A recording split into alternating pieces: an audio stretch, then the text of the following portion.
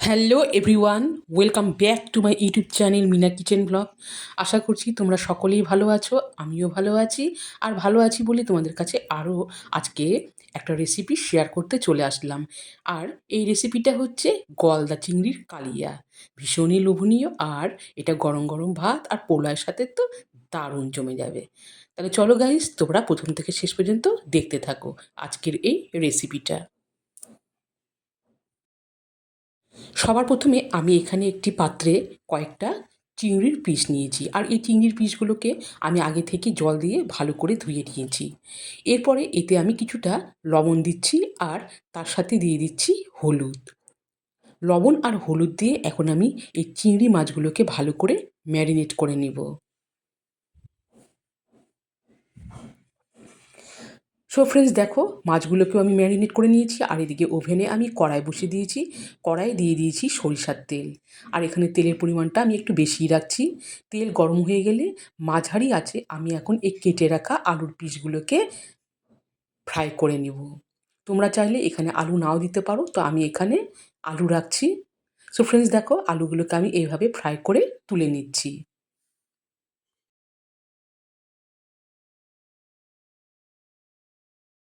এরপরে বেঁচে যাওয়া তেলে এখন আমি এই চিংড়ি মাছগুলোকে দিয়ে দিচ্ছি।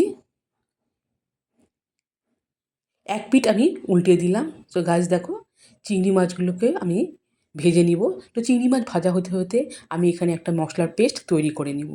এখানে মিক্সচার মেশিন দিয়েছি, আর একটা বাটিতে এখানে আছে আদা, রসুন আর কিছুটা কাঁচা লঙ্কা। আর তার সাথে দিয়ে দিচ্ছি এখানে একটা বড় সাইজের পেঁয়াজ, আর দিয়ে দিচ্ছি একটা মিডিয়াম সাইজের টমেটো কুচি। সমস্ত উপকরণ এখন আমি মিক্সচার মেশিনে গ্রাইন্ড করে নিব। সো ফ্রেন্ডস, দেখো আমি এখানে একটা মশলার পেস্টও তৈরি করে নিলাম। মশলার পেস্ট তৈরি হতে হতে, সো গাইস দেখো, সমস্ত চিংড়ি মাছগুলোকে আমি এইভাবে ভেজে তুলে নিয়েছি। এরপরে বেঁচে যাওয়া তেলে আমি এখানে দিয়ে দিচ্ছি কালো জিরে, আর তার সাথে দিয়ে দিচ্ছি একটা তেজপাতা চিড়ে দিয়ে দিলাম। কিছুক্ষণ আমি নাড়িয়ে নিচ্ছি, আর তেজপাতা এবং কালো জিরের ভাজা গন্ধ বের হলে আমি এখন এই মশলার পেস্টটাও দিয়ে দিচ্ছি। মশলার পেস্ট দিয়ে এখন আমি নাড়িয়ে নিচ্ছি।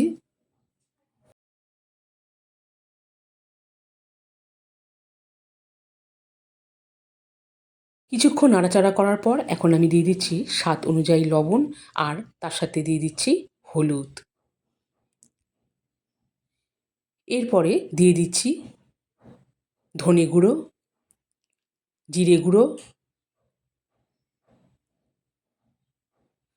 সামান্য শুকনো লঙ্কার গুঁড়ো দিচ্ছি, যেহেতু আমি আগে থেকে কাঁচা লঙ্কা দিয়েছিলাম বেশ অনেকটাই। তো সামান্যখানি লঙ্কার গুঁড়ো দিয়ে এবারে আমি মশলাটাকে ভালো করে কষিয়ে নিব। বেশ ভালো করে মশলাটা আমি কষিয়ে নিয়েছি, আর এখন আমি এতে দিয়ে দিচ্ছি ভেজে রাখা আলুগুলো। আলুগুলো দিয়ে আমি আবারও ভালো করে নাড়িয়ে নিচ্ছি।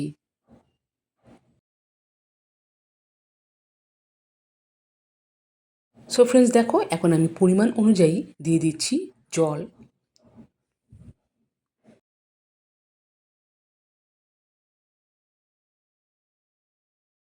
জলও আমি দিয়ে দিলাম, আর এখন হাই হিটে রেখে আমি ঢাকা দিয়ে রেখে দিচ্ছি। সো ফ্রেন্ডস, দেখো কিছুক্ষণ পর ফিরেও আসলাম, আর এখন এই চিংড়ি মাছের গ্রেভিটাও কিন্তু রেডি হয়ে গেছে, আর এটা একটু আমি মাখা মাখাই করব। সো ফ্রেন্ডস, এখন আমি ভেজে রাখা এই চিংড়ি মাছগুলো দিয়ে দিচ্ছি।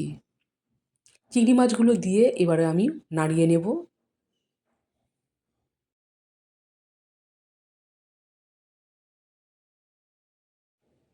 চিংড়ি মাছগুলো দিয়ে দিলাম, আর কিছুক্ষণের জন্য আমি এখন আবারও ঢাকা দিয়ে রেখে দিচ্ছি। সো ফ্রেন্ডস, 1 মিনিট পর ফিরেও আসলাম, আর এখন এই গলদার চিংড়ির কালিয়া রেডি।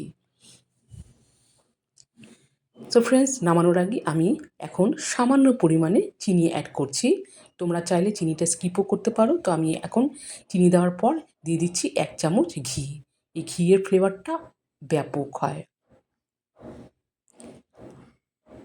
সো ফ্রেন্ডস, দেখো এখন কিন্তু রেডি। আর ঘি দেওয়ার আগে আমি এখানে গরম মশলার গুঁড়ো দিয়েছিলাম।